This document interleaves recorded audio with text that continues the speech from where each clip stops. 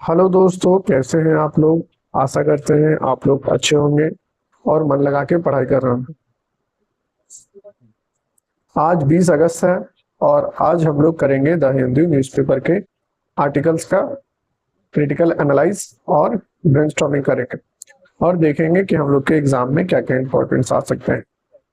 तो हम लोग ने आज इंपॉर्टेंट आर्टिकल्स लिए हैं। आज थोड़े आर्टिकल्स ज़्यादा हैं, तो प्लीज़ पेशेंस रखिएगा और थोड़ा कोऑपरेट कीजिएगा। तो आगे बढ़ने से पहले ये हम लोग ने एक माइलस्टोन प्रोग्राम स्टार्ट किया है, तो आप लोग देख सकते हैं। ये आपका 499 फीस है, पूरे साल का रहेगा, 1 साल तक का ये माइलस्टोन रोड मैप चलेगा। तो चलिए पहला आर्टिकल करते हैं। Ready to drop FIR against student protest says Supreme Court. Supreme Court ने अपनी स्पेशल पावर आर्टिकल 142 के यूज करके प्रपोज किया है कि स्टूडेंट प्रोटेस्ट के खिलाफ दर्ज किए गए एफआईआर को माने रद्द किया जा सके। इनका मकसद स्टूडेंट के कंप्लीट जस्टिस देना है ताकि उनका फ्यूचर लीगल ट्रबल के वजह से खराब ना हो। जुडिशरी ने डेमोक्रेटिक डिसेंट और पीसफुल प्रोटेस्ट के हक को सपोर्ट किया है। इसका मेन एम यह है कि ये इंश्योर करना है कि एग्जाम मेल प्रैक्टिस के खिलाफ जेन्युइन आवाज उठाने वाले स्टूडेंट के स्टेट और पुलिस अननेसेसरी एक्शन का ओवररीच की पूरी तरह से प्रोटेक्टेड रहे। कोर्ट ने जेन्युइन स्टूडेंट प्रोटेस्ट और क्रिमिनल बैकग्राउंड वाले लोगों के बीच क्लियर फर्क किया है। ऐसा इसलिए किया गया है ताकि पब्लिक सेफ्टी और लॉ एंड ऑर्डर को मेंटेन रख सके, जबकि इनोसेंट स्टूडेंट सिविल राइट और सेफ्टी पर कोई आंच ना आ सके। प्रोटेस्ट के रूट कॉज और एजुकेशनल सिस्टम के कमजोरी के जांच के लिए एक हाई पावर पैनल बनाने के प्रपोजल दिया गया है। ये स्टेप एजुकेशन सिस्टम के जुड़ी रिफॉर्म लाने और पेपर लीक जैसे प्रॉब्लम को परमानेंटली सॉल्व करने के लिए उठाया गया कदम है। पुलिस द्वारा प्रोटेस्ट और उस पर की गई फेशियल रिकॉग्निशन टेक्नोलॉजी के कोर्ट ने जुडिशियल रिव्यू पे अंडर रखा है। कोर्ट ने ये रेगुलेट करना चाहता है कि सर्विलांस का ये डिजिटल तरीका आम सिटीजन और फंडामेंटल के प्राइवेसी को वायलेट नहीं कर सकता। जुडिशरी ने स्टेट सर्विलांस और डॉक्ट्रिन ऑफ प्रोपोर्शनलिटी पर टेस्ट करने के बाद दोहराई है। इसका मतलब यह है कि पब्लिक ऑर्डर बनाए रखने के दौरान गवर्नमेंट के सर्विलांस मेजर लिमिटेड होनी चाहिए ताकि किसी सिटीजन के कॉन्स्टिट्यूशनल लिबर्टी और आजादी पर गलत तरीके से रोक ना लगे। तो कंक्लूजन में देखेंगे सुप्रीम कोर्ट का ये स्टैंस स्टूडेंट के डेमोक्रेटिक राइट और प्राइवेसी को प्रोटेक्ट करते हुए एजुकेशन सिस्टम के बैकग्राउंड प्रॉब्लम को ठीक करने पर फोकस करता है। कोर्ट ने पब्लिक ऑर्डर और इंडिविजुअल फ्रीडम के बीच एक बैलेंस्ड अप्रोच अपनाई है ताकि स्टेट ओवररीच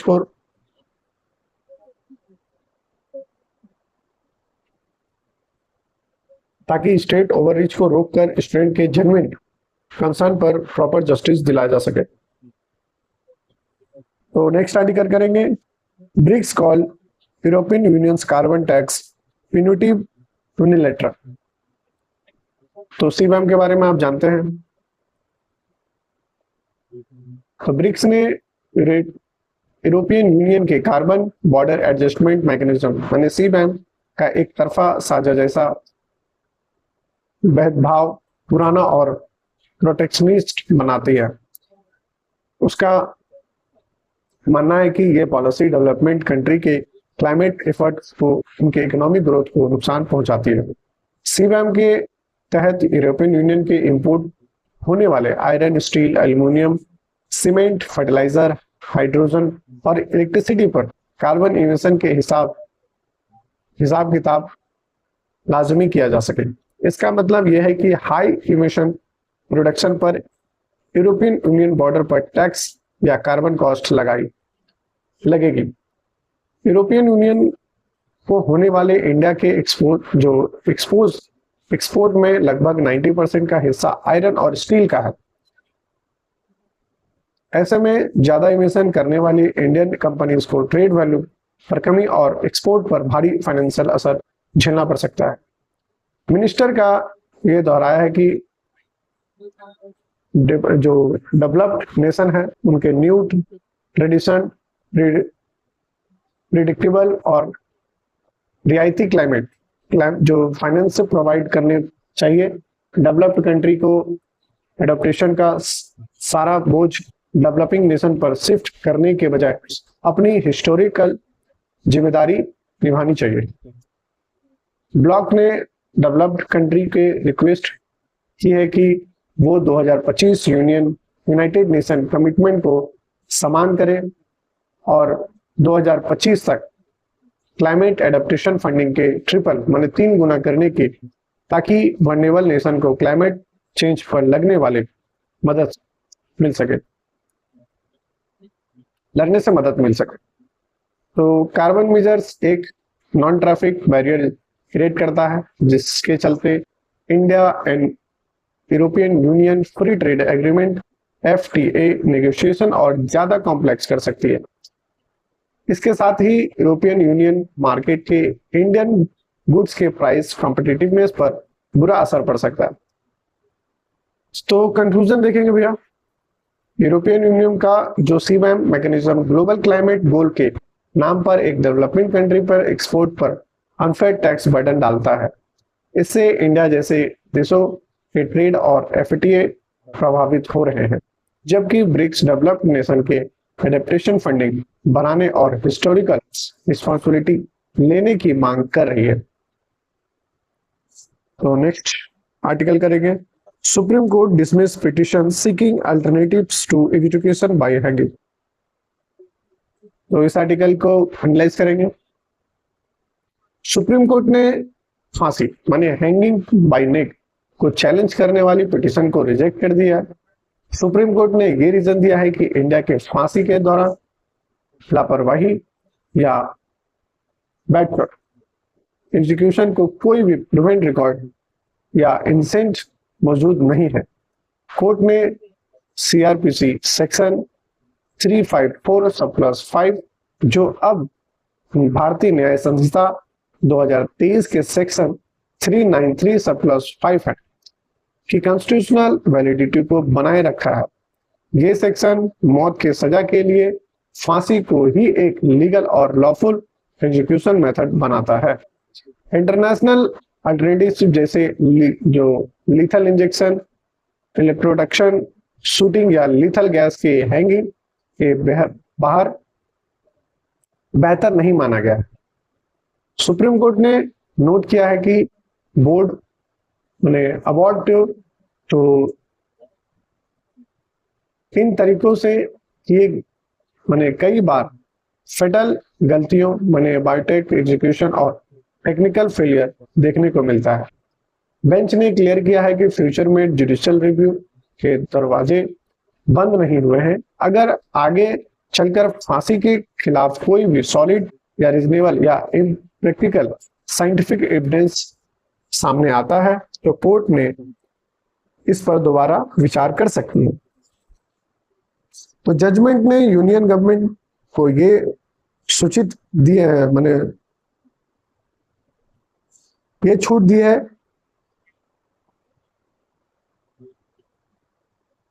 कि वो एग्जीक्यूशन मेथड माने इंडिपेंडेंस रिव्यू कर सकती है। इसके लिए सरकार चाहे वो लॉ एंड फॉरेंसिक मेडिसिन को एक्सपर्ट का एक स्पेशल पैनल फॉर्म कर सकती है। ये रूलिंग एग्जीक्यूशन के दौरान आर्टिकल 21 के तहत ह्यूमन डिग्निटी और क्रिमिनल प्रोसीड्यूर लॉ के बीच में बैलेंस बनाती है। इसके अफर्म किया गया है कि डेथ पेनल्टी के किसी भी प्रोसीड्यूर के बदलाव के लिए ठोस इम्प्रैक्टिकल जुडिक्शन की जरूरत होती है। तो कंक्लूजन में देखेंगे, सुप्रीम कोर्ट ने फांसी के वैलिडेशन ठहराया है कि क्योंकि दूसरे ग्लोबल अल्टरनेटिव में भी काफी खामियां हैं। कोर्ट ने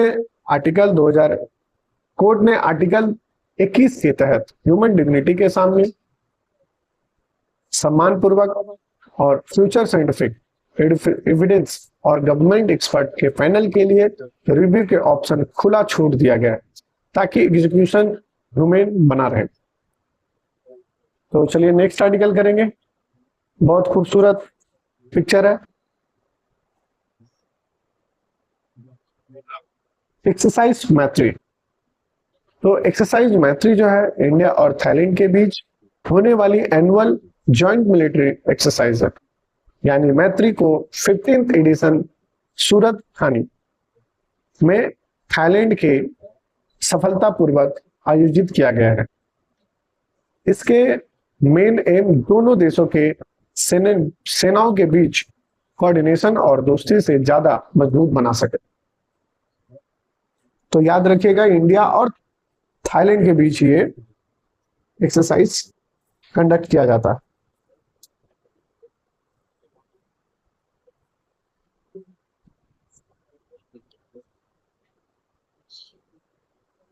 इस जॉइंट ड्रिल के दोनों देशों के लगभग 85 सोल्जर ने पार्ट लिया है।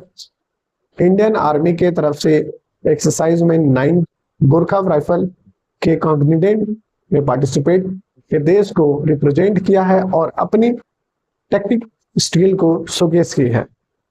इस एक्सरसाइज का प्राइमरी ट्रेनिंग फोकस जंगल और सेमी अर्बन ट्रेन को काउंटर इंटेलिजेंसी और काउंटर टेरर ऑपरेशन पर था।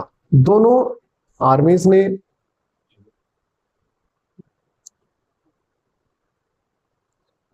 टेररिस्ट से निपटने, शेयरिंग ऑफ टैक्टिक्स और जॉइंट टैक्टिकल ड्रिल पर डिटेल्स प्रैक्टिस ट्रेनिंग कंप्लीट की है। ये एक्सरसाइज यूनाइटेड नेशन चार्टर्ड के चैप्टर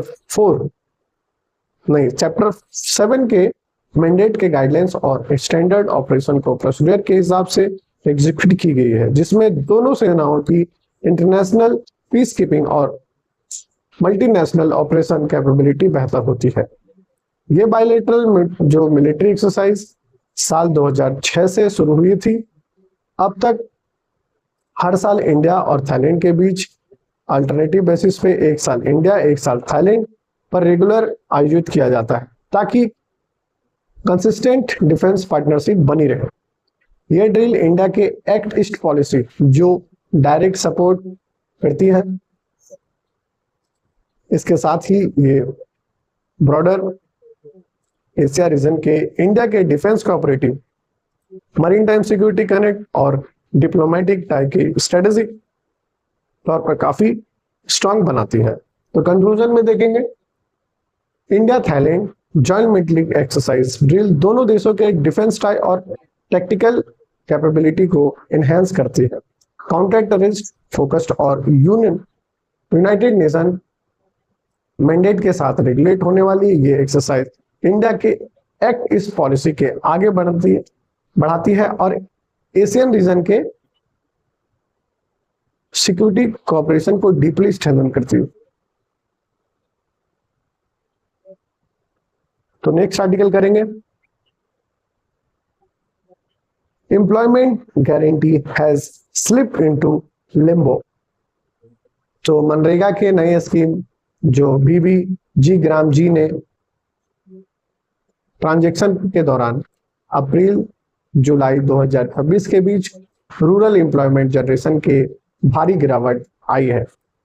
इस सडन शिफ्ट के गांव में मजदूर के रेगुलेशन रोजगार रोजी रोटी पर काफी बुरा असर पड़ा है।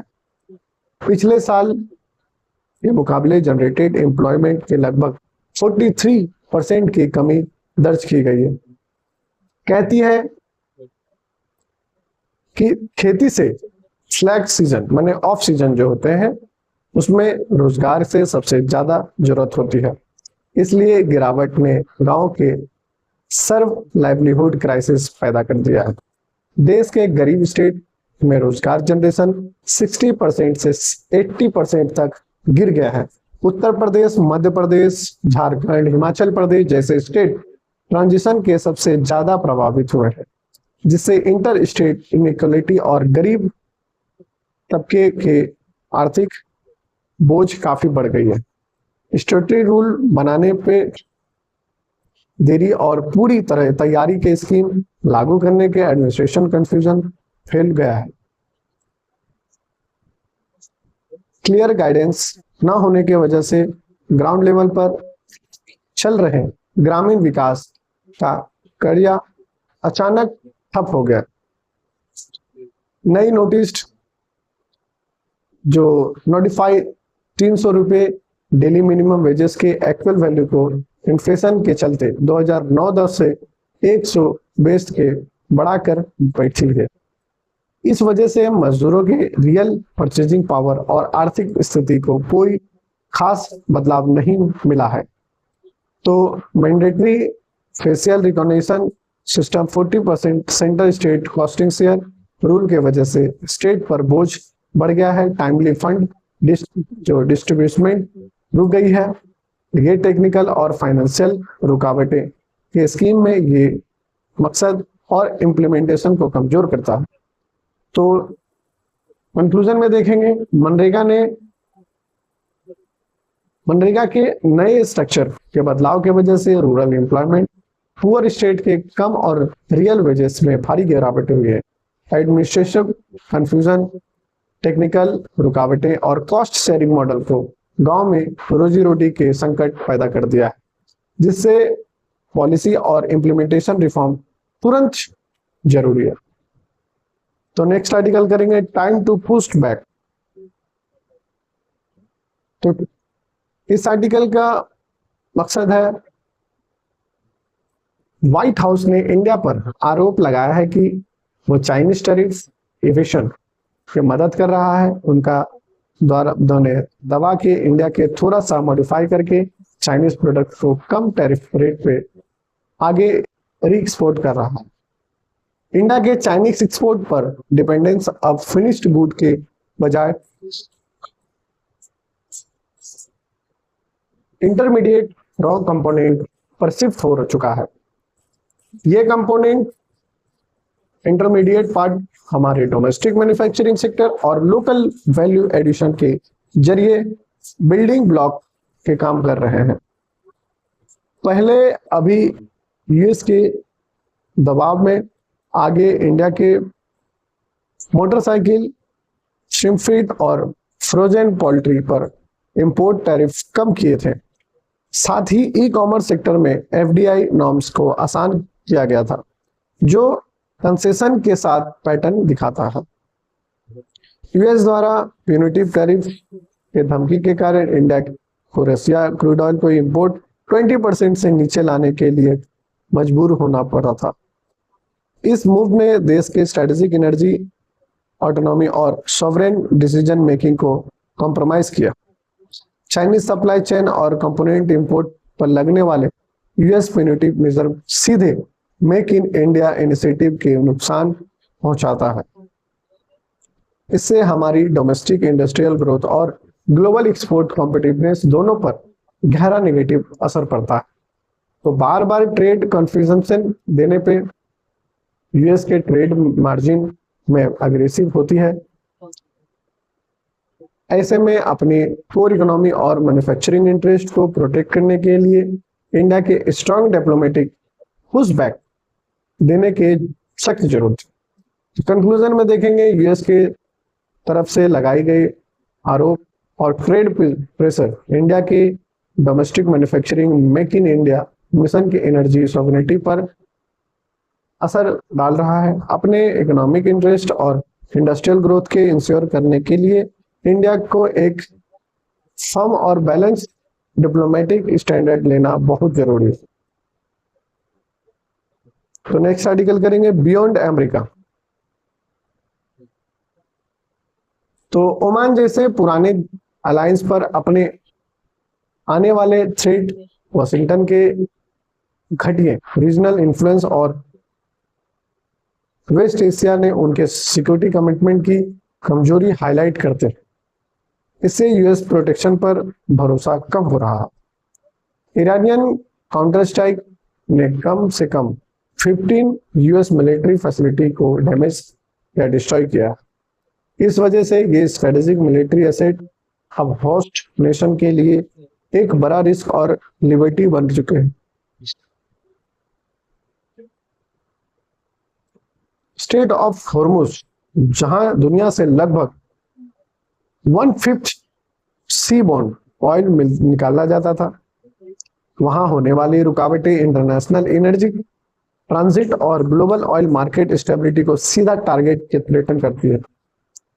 ईरान को मिलिट्री आइसोलेशन करने के मैंने दस्तक पुरानी स्ट्रेटेजी डिटरेंस क्रिएट करती है और फेल कर रही है इसको। तो उल्टा ये इम्पोज ने पूरे रीजन को कॉन्फ्लिक्ट, इकोनॉमिक वल्नरेबिलिटी पे ज्यादा बढ़ा दिया गया।